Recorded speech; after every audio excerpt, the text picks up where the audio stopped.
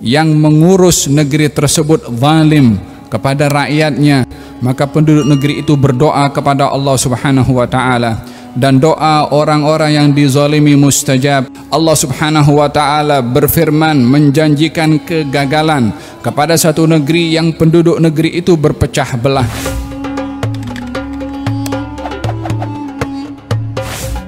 Jom sama-sama kami, caranya mudah, hanya klik join button. Terima kasih. Kita bersyukur kepada Allah Subhanahu wa taala memberikan kepada kita peluang pada malam hari ini untuk bersama-sama mengungkapkan rasa syukur kepada Allah Subhanahu wa taala atas segala nikmat yang diberikan oleh Allah Subhanahu wa taala. Dan setiap berlalunya masa, hari, bulan dan tahun akan diingatkan bila mana tiba bulan Ogos, tepatnya pada 31, akan diingatkan tentang hari yang bersejarah bagi negara ini. Ianya adalah hari kemerdekaan yang merupakan simbol daripada nikmat yang diberikan oleh Allah yang menuntut kepada kita untuk bersyukur kepadanya.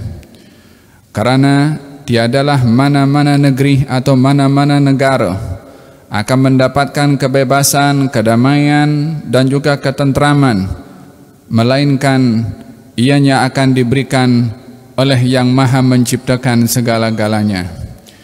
Walau anna ahlal qura amanu wattaqau lafatahna alaihim barakatim minas samai wal ard. Kalau penduduk negeri beriman dan bertakwa, maka kami, yakni Allah, akan bukakan pintu-pintu keberkatan daripada langit dan juga daripada bumi. Ianya adalah merupakan satu hadiah dan pemberian daripada Allah Subhanahu wa taala akan keberkatan yang diantara keberkatan adalah berupa kemerdekaan, berupa keamanan, berupa kedamaian, berupa ketentraman, yang mana ini adalah merupakan satu permintaan oleh Nabi Ibrahim ketika membuka kota Mekah, meminta kepada Allah Subhanahu wa taala yaitu keamanan dan meminta kepada Allah suburnya tanah, yaitu simbol akan stabilnya perekonomian. Rabbi ja'al hadza baladan aminan warzuq ahlahu minas samarat. Ya Allah, jadikan negeri ini, yakni kota Mekah, baladan aminan, negeri yang aman. Pertama diminta oleh Nabi Ibrahim adalah keamanan. Kemudian yang diminta oleh Nabi Ibrahim adalah tumbuhkan daripada tanah ini tumbuh-tumbuhan atau buah-buahan yang mana mereka boleh makan, yang merupakan keperluan asas di dalam hidup, di mana-mana negeri adalah memerlukan kepada aman dan juga memerlukan kepada makanan. Oleh sebab yang demikian, mencintai negeri ataupun negara ianya adalah bagian daripada kewajiban bagi penduduk negeri tersebut. Di dalam negeri itu ia tumbuh dewasa, di negeri itu ia dilahirkan, di negeri itu dia menikmati nikmat, di negeri itu dia makan, di negeri itu dia belajar, sehingga dia mendapatkan segala kebaikan di negeri yang dia telah dilahirkan di dalamnya dan tumbuh dewasa di atasnya. Maka ianya adalah merupakan satu tanggungjawab bagi mereka yang hidup di mana-mana tempat yang menikmati di tempat tersebut untuk mencintai dan membela kepada tempat itu. Bila mana kita melihat dalam sejarah Nabi Muhammad sallallahu alaihi wa ala alihi wa sahbihi wasallam di dalam mengungkapkan kecintaannya kepada watan, kepada negeri yang beliau dilahirkan, ketika mendapat khabar baginda Rasulullah sallallahu alaihi wa alihi wa sahbihi wasallam daripada Waraqah ibnu Naufal mengatakan bahwasanya penduduk Mekah akan mengusir kepada engkau. Saat Nabi menerima wahyu dan menceritakan kepada Waraqah bin Naufal, kata Waraqah bin Naufal, mereka akan mengusir engkau daripada tempatmu. Baginda bersabda, awa mukhrijiyahum, yakni adakah mereka itu akan mengusir aku, yakni daripada negeri yang aku dilahirkan di situ. Yakni Nabi merasa terkejut karena akan diusir daripada negeri kelahirannya. Disitulah letak daripada kecintaan baginda Rasulullah kepada negeri yang beliau dilahirkan di negeri tersebut, yaitu kota Mekah. Maka merasa hairan ketika akan diusir daripada negeri kelahirannya, dan tiadalah bagi seseorang yang hidup di mana-mana tempat bila mana bermusafir ke tempat yang lain melainkan akan rindu kepada negeri dan juga kampung halamannya. Demikian baginda Rasulullah ketika diusir daripada kota Mekah, baginda menoleh ke kota Mekah dan mengatakan, wallahi ya Mekah la anti ahabbul biladi ilallahi wa ilayya. Wahai Mekah, sesungguhnya engkau adalah negeri yang disenangi dan disukai oleh Allah, aku pun juga suka kepada engkau. Yani Nabi berbicara dengan kota Mekah walaupun kota Mekah bukan untuk menjawab, tapi ianya adalah merupakan ungkapan rasa sedih yang dalam sehingga berbicara kepada negeri yang tidak boleh menjawab kepada baginda Rasulullah, walaula qaumuki akhrajuni ma kharajtu minki. Kalau bukan oleh kerana penduduk kamu wahai Mekah menghalau aku tak keluar daripada tempat kamu. Demikian sabda Nabi Muhammad sallallahu alaihi wasallam yang mengungkapkan kecintaannya kepada negeri di mana beliau dilahirkan dan tumbuh dewasa di negeri tersebut, yaitu kota Mekah. Bahagian daripada hubbul watan, mencintai negeri kelahiran baginda Rasulullah sallallahu alaihi wasallam. Ketika sampai ke kota Mekah, dan pada ketika itu baginda berada di kota Mekah, dan sudahlah menjadi kota Mekah negeri yang kedua bagi beliau selepas beliau berhijrah dengan diperintahkan oleh Allah Subhanahu wa taala untuk berhijrah ke kota Mekah. Keinginannya untuk mencintai kota Madinah adalah sama dengan keinginannya untuk mencintai kota Mekah, sehingga bahagian daripada tanda seseorang yang menghargai kepada tanah airnya, mencintai kepada negeri dan tanah airnya sendiri. Baginda Rasulullah bersabda, Allahumma habib ilayyal Madinah kama habbabta ilayyal Makkah wa ashad. Ya Allah, jadikan aku ini cinta ke kota Madinah sebagaimana aku cinta kota Mekah, dan jadikanlah kecintaan aku ke kota Madinah adalah lebih lagi, kata baginda Rasulullah sallallahu alaihi wasallam. Daripada peristiwa ini kita melihat bagaimana baginda Rasulullah sallallahu alaihi wasallam di negeri kelahirannya kota Mekah, beliau mengungkapkan kecintaannya kepada negeri kelahirannya. Ketika berhijrah ke kota Madinah, di mana beliau di situ membina satu institusi pelaksanaan pentadbiran kenegaraan, maka Nabi pun meminta cinta kepada negeri di mana ia adalah merupakan tempat perjuangan yang berjaya dilakukan oleh Nabi Muhammad sallallahu alaihi wasallam, yang diminta oleh Nabi cinta kepada negeri. Oleh sebab yang demikian, di dalam kita memperingati hari kemerdekaan hendaklah tertanam dalam hati kita kecintaan kepada negeri ini, karena di negeri ini mereka yang dilahirkan banyak mengambil manfaat, dan ini adalah bahagian daripada salah satu daripada arti penghargaan kepada hari kemerdekaan.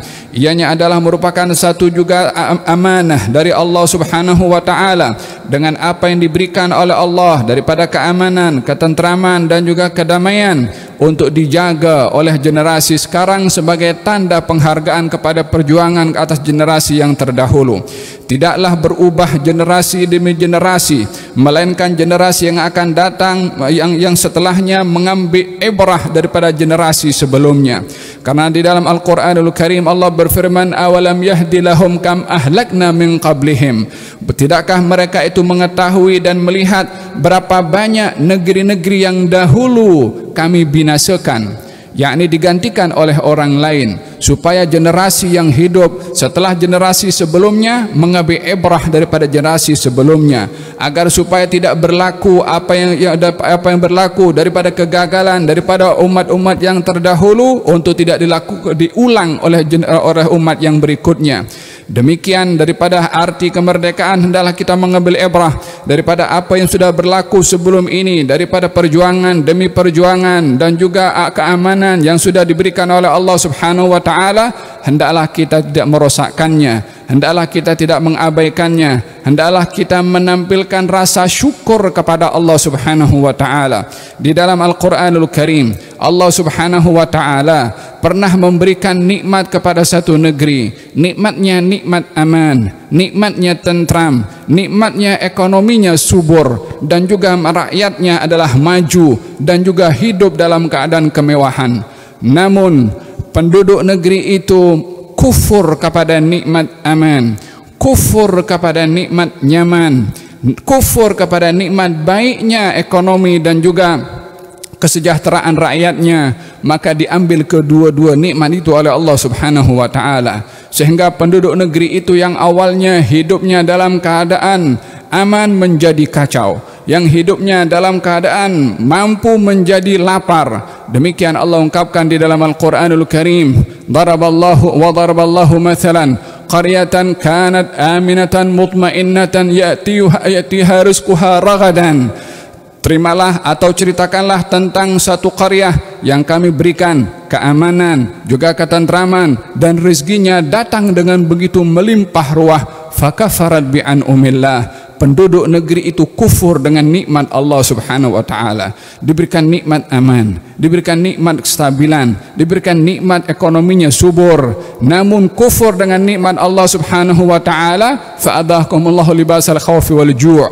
Allah pakaikan kepada mereka pakaian takut dan juga pakaian lapar, bima kanu yasnaun, sebab perbuatan mereka sendiri. Oleh sebab yang demikian, idza kunta fi ni'matin far'aha fa innal ma'asi tuzilun ni'ama. Kalau kamu mendapatkan nikmat daripada Allah, hargai nikmat tersebut, karena maksiat terhadap nikmat akan menyebabkan diambilnya nikmat tadi oleh Allah Subhanahu wa taala.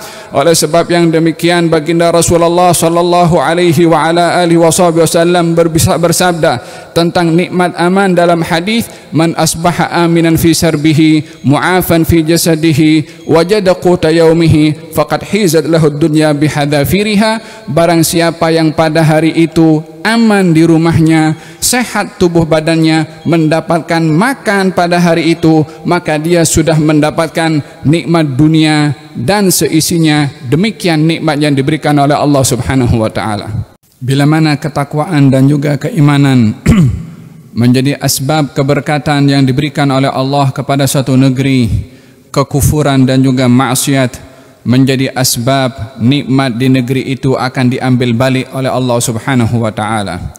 Oleh sebab yang demikian, bila mana kita melihat di dalam Al-Qur'anul Karim, Allah Subhanahu wa taala berfirman tentang satu negeri, di mana negeri itu yang mengurus negeri tersebut zalim kepada rakyatnya, kepada penduduknya, maka penduduk negeri itu berdoa kepada Allah Subhanahu wa taala, dan doa orang-orang yang dizalimi mustajab, doa orang yang mazlum mustajab.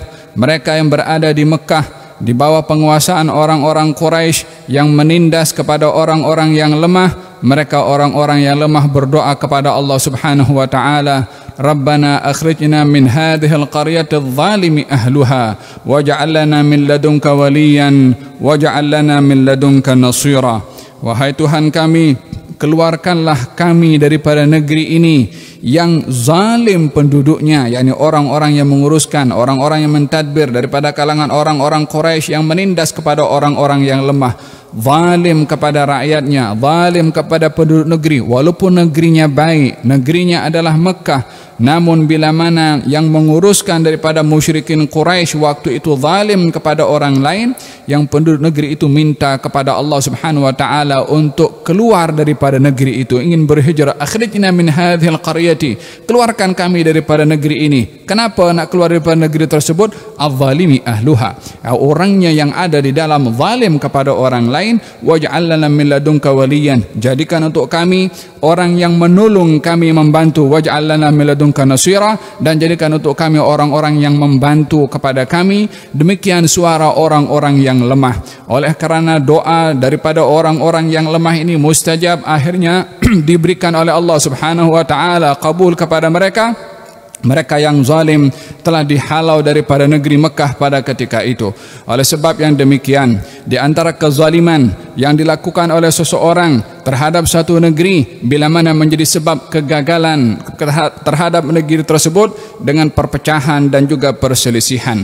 Allah Subhanahu wa taala berfirman menjanjikan kegagalan kepada satu negeri yang penduduk negeri itu berpecah belah, penduduk negeri itu berselisih. Wala tanaza'u fatafshalu wa tadhhab rihukum. Jangan kamu berselisih, maka kamu akan gagal dan pertolongan Allah akan diambil daripada kamu. Demikian firman Allah Subhanahu wa taala. Perselisihan, perpecahan menjadi sebab kegagalan kepada satu negeri.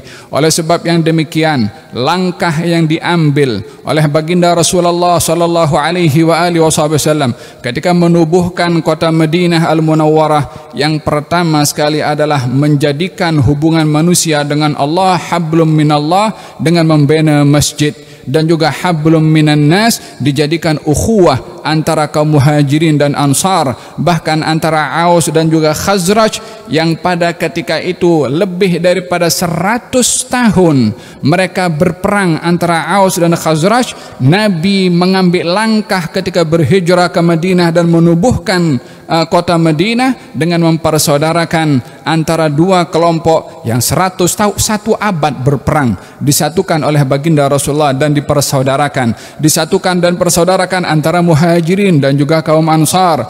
Wa'tasimu bihablillahi jami'an wa la tafarraqu. Berpeganglah kamu kepada tali Allah dalam Al-Quran dan janganlah kamu berselisih, kata Allah Subhanahu wa taala. Demikian dijadikan oleh baginda Rasulullah langkah untuk menguatkan negeri yang dibangun oleh baginda Rasulullah, memperkuat hubungan dengan Allah Subhanahu wa taala dan memperkuat hubungan antara manusia. Adapun kekuatan hubungan manusia dengan Allah Subhanahu wa taala melalui iman dan takwa adalah simbolnya adalah masjid atau rumah Allah Subhanahu wa taala, di mana baginda Rasulullah membangun masjid agar supaya masjid menjadi tempat ibadah hamba kepada Allah dan juga untuk mengambil ilmu. Masjid Nabi menjadi institusi pengajian pada saat itu, di mana kaum muslimin mengambil ilmu di masjid baginda Rasulullah. Masjid itu juga untuk beribadah, mendekatkan diri kepada Allah Subhanahu wa taala, sehingga manusia yang akan bertebaran di atas muka bumi, yang akan berinteraksi dengan keluarganya, dengan jirannya, dengan masyarakat sekeliling, akan dipandu dengan ilmu yang telah dikaji dan dipelajari di dalam masjid Nabi Muhammad sallallahu alaihi wasallam. Ini langkah pertama yang dilakukan oleh baginda Rasulullah. Yang kedua adalah mempersaudarakan antara kaum muhajirin dan juga kaum ansar, di mana mereka saling kasih mengasihi. Mathalul mu'minina fi ta'atufi tawadduhim wa tarahumihim kamathalil jasadil wahid idza ishtaka minhu 'udwan tada'a lahu sa'irul a'dha'i bis-sahri wal humma. Perumpamaan orang-orang beriman, kata baginda Rasulullah, di dalam kasih sayang mereka, di dalam saling membantu antar mereka, kamathalil jasadil wahid, umpama satu jasad yang kalau satu anggota sakit maka seluruh badan pun juga akan sakit. Demikian perumpamaan yang diberikan oleh baginda Rasulullah hubungan antara kaum mukminin dan kaum muslimin, yang kita amat memerlukan daripada perumpamaan yang diberikan oleh Rasulullah antara kita menjadi reality dalam hubungan sesama kita umat Islam dan umat yang beriman, untuk saling kasih mengasihi, untuk saling membantu dan saling mendahulukan satu dengan yang lain. La yu'minu ahadukum hatta yuhibba li akhihi ma yuhibbu li nafsihi. Tidak beriman seorang di antara kamu sehingga mengasihi kepada saudaranya seiman seperti mana mengasihi kepada dirinya sendiri. Dijadikan ukuran keimanan bagi baginda Rasulullah dalam kasih sayang antara orang-orang yang beriman. Dan tidak sempurna orang yang beriman bila mana berselisih satu dengan yang lain, saling merendahkan satu kepada yang lain. Bihasbi imri'in minasyarri ay yahqira akhahul muslim. Cukup seorang itu melakukan kejahatan bila mana merendahkan orang Islam yang lainnya. Oleh sebab yang demikian, budaya rendah merendahkan, budaya menghina antara umat yang beriman antara orang-orang Islam dihalang dan dicegah oleh Nabi Muhammad sallallahu alaihi wasallam. Budaya ini menjadi satu kebiasaan pada satu ketika dahulu di zaman jahiliyah, merendahkan seorang bangsawan dengan orang yang hamba sahaya, merendahkan orang berstatus tinggi dengan orang yang rendah, sehingga darjat menjadi perbezaan antara satu golongan dengan golongan yang lain. Ketika baki daripada perangai seumpama ini, thaqafah budaya seperti ini ada kepada segelintir sahabat Nabi Muhammad sallallahu alaihi wasallam, dihalang, dicegah dan ditegur dengan keras oleh baginda Rasulullah sallallahu alaihi wasallam supaya tidak berulang budaya tersebut, yaitu yang berlaku kepada Abu Darda dengan Sayyidina Bilal ibn Rabah. Ketika berlaku perselisihan antara mereka satu dengan yang lain, mungkin perselisihan yang biasa, sehingga Abu Darda melihat kepada Bilal, yang Bilal ini asal usulnya adalah daripada Habasyah, seorang berkulit hitam, atau asal usulnya bekas hamba sahaya. Maka Abu Darda mengatakan kepada Bilal, mengatakan, kamu ini adalah anak kepada orang yang berkulit hitam. Kata Abu Darda atau Abu Dzar mengatakan kepada Sayyidina Bilal ibn Rabah, sikap daripada sahabat ini kepada Bilal dengan merendahkan karena warna kulitnya, karena asal usulnya daripada Habasyah, karena backgroundnya seorang hamba sahaya, dijadikan perbezaan darjat. Maka di sini baginda Rasulullah sallallahu alaihi wasallam menoleh dengan marah kepada Abu Dzar, mengatakan, da'uha fa innaha muntinah, innaka mru'un fikal jahiliyah. Kamu ini adalah seorang lelaki yang ada perangai orang-orang jahiliyah. Tinggalkan kata-kata itu, sesungguhnya ia berbau busuk, kata Nabi Muhammad sallallahu alaihi wa ala alihi wa sahbihi wasallam. Sehingga tidak dijadikan oleh baginda Rasulullah antara asal usul seseorang daripada manapun juga menjadi perbezaan satu dengan yang lainnya. Al-muslim akhul muslim, orang muslim saudara dengan orang muslim. Wa kunu ibadallahi ikhwana, jadilah kamu sebagai hamba Allah yang bersaudara, kata baginda Rasulullah, tanpa melihat latar belakangnya siapa. Kedudukan seseorang di sisi Allah bukan dilihat daripada asal usulnya, karena semua asal usul manusia kullukum min Adam wa Adam min turab. Kamu semua asal usulnya daripada Adam, dan Adam itu daripada tanah. Bila mana asal usul manusia sama penghujungnya, daripada mana nilai perbezaan satu dengan yang lainnya? Oleh sebab yang demikian, baginda mencegah kepada sikap membezakan kedudukan satu orang dengan yang lain karena kebendaannya atau karena backgroundnya. Maka dicegah dan dihalang oleh Nabi SAW, sehingga menjadi tulang belakang kepada pembentukan negeri Madinah pada waktu itu, al-mahabbah, yaitu cinta dan saling hormat dan juga persaudaraan, bukan membezakan status satu dengan yang lainnya. Demikian berjaya baginda Rasulullah sallallahu alaihi wa ala alihi wasallam dalam membentuk kota Madinah. Ketika berlaku di Mesir satu ketika dahulu, berlaku perselisihan antara anak gubernur Mesir, yaitu Amr bin As. Anaknya berselisih dengan salah seorang Qibti, yakni seorang Kristen daripada bangsa Qibti, daripada bangsa Egypt. Oleh karena berlaku perselisihan, anak orang Kristen ini atau bangsa Qibti ini, Egypt, dipukul oleh anak Amr bin As dengan mengatakan, khudh wa ana ibnul akramin, terimalah pukulan ini, saya adalah anak kepada orang yang mulia, kata anak Amr ibn As. Orang Qibti ini menulis surat kepada Sayyidina Umar bin Khattab radhiyallahu anhu wa ardhah, yang ketika itu Madinah menjadi markas kepada negeri yang ditadbir oleh Sayyidina Umar bin Khattab, menghantarkan surat kepada Sayyidina Umar. Pada waktu itu bukanlah dengan mudahnya ada email kita boleh nak hantar, ataupun pos kita boleh nak hantar. Masih ada surat yang kena tulis, dihantar pergi ke Madinah, berapa lama dihantar, kemudian dengan masa yang lama proses penghantaran. Seorang beragama Kristen mengadu kepada Sayyidina Umar bin Khattab radhiyallahu anhu wa ardhah. Surat sampai, maka dipanggil, hantar surat balik kepada Amr bin As, mengatakan, kalau surat saya ini sampai, datanglah kamu dengan anak kamu sebulan datang ke Madinah. Dipanggil oleh Sayyidina Umar dengan orang Qibti itu sendiri datang ke Madinah, lalu diambil qisas oleh Sayyidina Umar bin Khattab daripada orang Qibti tadi untuk memukul kepada anaknya Amr bin As. Dipukul di hadapan Sayyidina Umar bin Khattab sebagai qisas. Kata Sayyidina Umar mengatakan kepada anak Abu Amr bin As, khud wa anta ibnul akramin, rasakan pukulan orang Kristen ini dan kalau kamu mengaku anak kepada orang yang mulia. Kata Sayyidina Umar bin Khattab radhiyallahu anhu wa arda, dan mengatakan, mata ista'badtumun nasa wa qad waladathum ummahatuhum ahrara, bila kamu menjadikan orang lain tu hamba kepada kamu sementara mereka dilahirkan oleh ibu mereka dalam keadaan merdeka. Demikian sifat adil dalam pentadbiran Sayyidina Umar bin Khattab radhiyallahu anhu wa arda, sehingga semua mendapatkan haknya. Beliau tidur di bawah pokok sendiri tanpa ada pengawal ketika didatangi oleh duta daripada negara jiran untuk bertemu dengan pemimpin kaum mukminin. Kata ketika sampai ke kota Madinah, kamu nak jumpa dengan Amirul Mukminin, di bawah pokok situ dia berada. Dia pergi ke bawah pokok, didapati Sayyidina Umar sedang tidur seorang diri. La ada pengawal, wala ada penjaga, wala ada security, wala ada askar, wala ada escort, wala ada apa. Seorang diri dia tidur, tak ada yang mengganggu pun juga.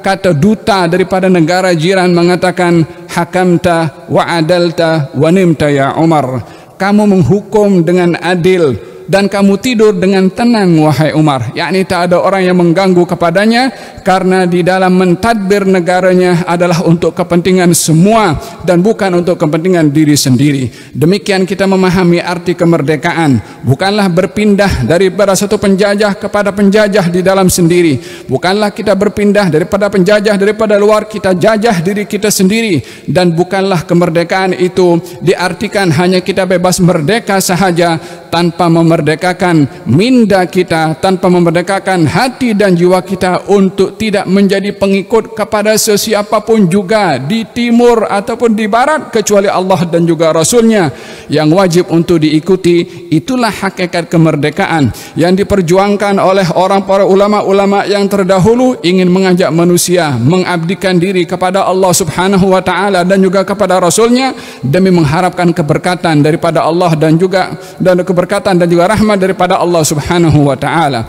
Bila mana negeri yang memerdekakan dirinya daripada penjajah namun tidak merdeka daripada hawa nafsunya, tidak merdeka daripada mengikut fulan dan fulan, mengikut budaya timur atau budaya barat yang tidak ditimbang dengan nilai syarak, belumlah dia merdeka pada hakikatnya. Mungkin dalam namanya saja merdeka, hakikatnya adalah dia dipenjarakan oleh dirinya sendiri, oleh sikapnya sendiri, oleh pemikirannya sendiri, oleh ideologinya sendiri. Oleh sebab yang demikian, marilah kita memahami arti dan tujuan daripada kemerdekaan ini sendiri. Selain daripada nikmat yang diberikan oleh Allah dengan aman tentramnya negeri, adalah kita memerdekakan hati dan minda daripada menjadi hamba kepada hawa nafsu, rakus kepada kedudukan, rakus kepada harta dan juga kebendaan.